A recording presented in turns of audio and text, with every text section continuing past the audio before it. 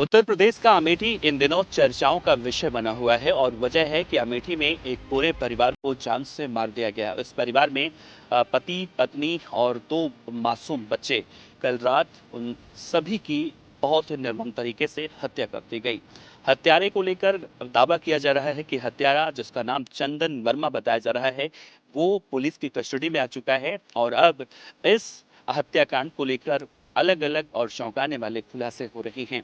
आज के इस रिपोर्ट में मैं आपको बताने की कोशिश करूंगा कि उत्तर प्रदेश के अमेठी में आखिर आरोपी चंदन वर्मा ने एक पूरे परिवार, जो टीचर थे, जिनका नाम सुनील बताया गया, उनकी पत्नी, उनकी दो मासूम बच्चियों को क्यों मार दिया गया और इस पूरे मामले में किस तरह से बदले की बात कही जा रही है। और ये भी कहा जा रहा है कि आरोपी उन सभी को मारने के बाद खुद भी आत्महत्या करना चाहता था। कुछ बातें ये भी निकलकर सामने आ रही हैं कि आरोपी और मरने वाले उस टीचर की पत्नी से उसका प्रेम प्रसंग था।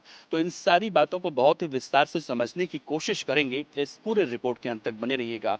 नमस्कार, मेरा नाम है देवनाथ पांडे और आप देख रहे हैं हिंद फर्स्ट।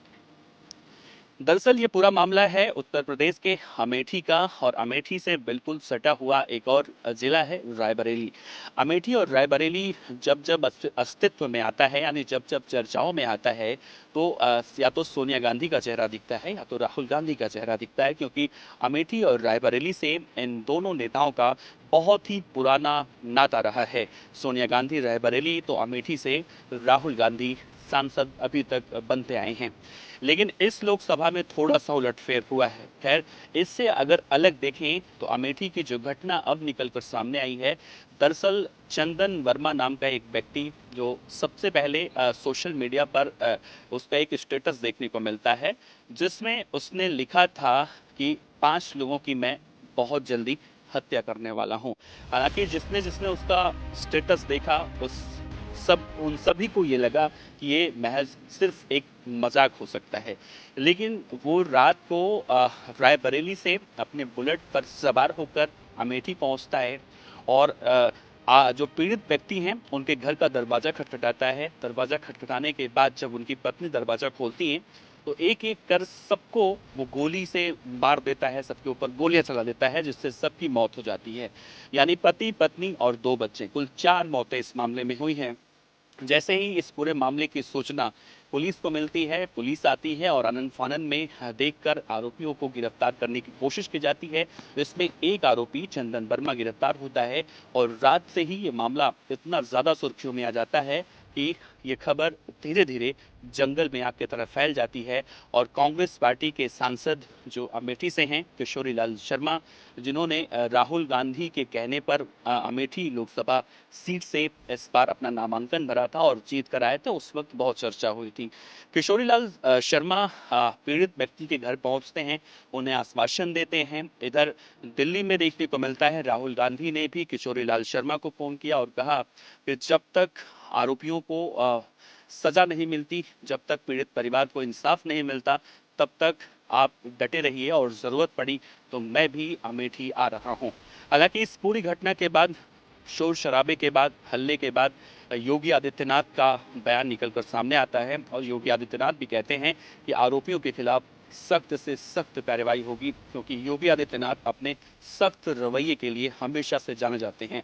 बहरहाल इस पूरे मामले में सवाल ये है कि अगर एक आरोपी आकर पूरे परिवार को खत्म कर देता है, सोचिए, पति, पत्नी, उन 2 मासूम बच्चों की क्या गलती रही होगी? क्या उसके हाथ नहीं कांपे होंगे?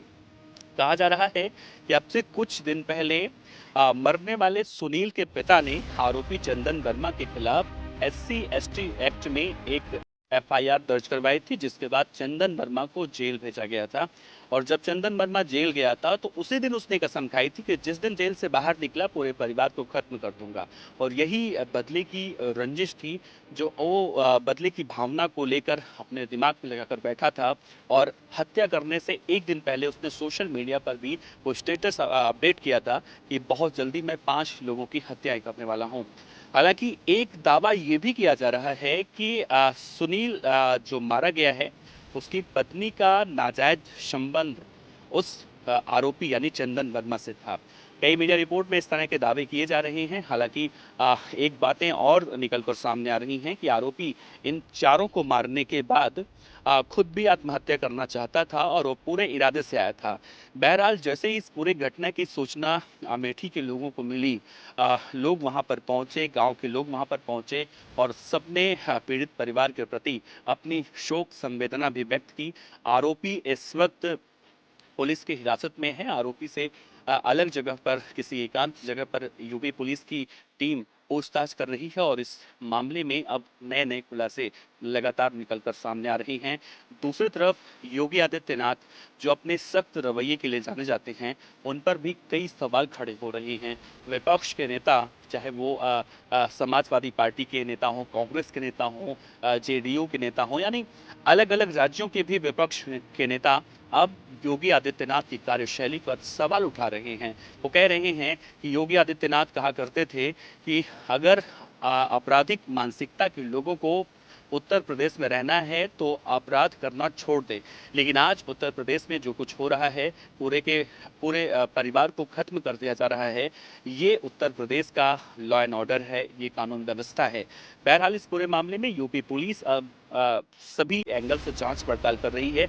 इस केस में बहुत सारे अपडेट अभी निकलकर सामने आने बाकी हैं। लेकिन अगर हम एक बार फिर से जिक्र करें तो कुछ बातें इस तरह से भी सामने आ रही हैं कि पीड़ित यानी मरने वाले के पिता ने ये आरोप लगाते हुए एफआईआर कराया था कि उनकी बेटी के साथ छेड़खानी की जाती है चंदन वर्मा के जरिए। चंदन वर्मा को लेकर कहा जा रहा है कि वो और पीड़ित व्यक्ति की पत्नी, जो इस वक्त जिनकी मौत हो चुकी है, उनके बीच में कुछ नाजायज रिश्ते थे। हालांकि इन सब मामलों में कितनी सच्चाई है, कितनी ये इस तरह की बातें हैं, वो अभी क्लियर नहीं हो पाया है। आधिकारिक तौर पर जब आरोपी का कबूलनामा निकलकर सामने आएगा तो बहुत सारी तस्वीरें क्लियर हो जाएंगी। लेकिन इससे इधर देखा जा रहा है कि उत्तर प्रदेश में खासतौर से अमेठी के अंदर जिस तरह से घटना हुई है, हर जगह शोक संवेदना लोग व्यक्त कर रहे हैं, खासतौर से उन छोटी छोटी मासूम बच्चियों के लिए। तो ये थी उत्तर प्रदेश के अमेठी में निर्मम तरीके से हत्याकांड की पूरी कहानी। आप इस रिपोर्ट पर अपनी राय रख सकते हैं। आपका बहुत बहुत शुक्रिया। देखते रहिए हैंड फर्स्ट। कैमरामैन गौरव सक्सेना के साथ देवनाथ पांडे।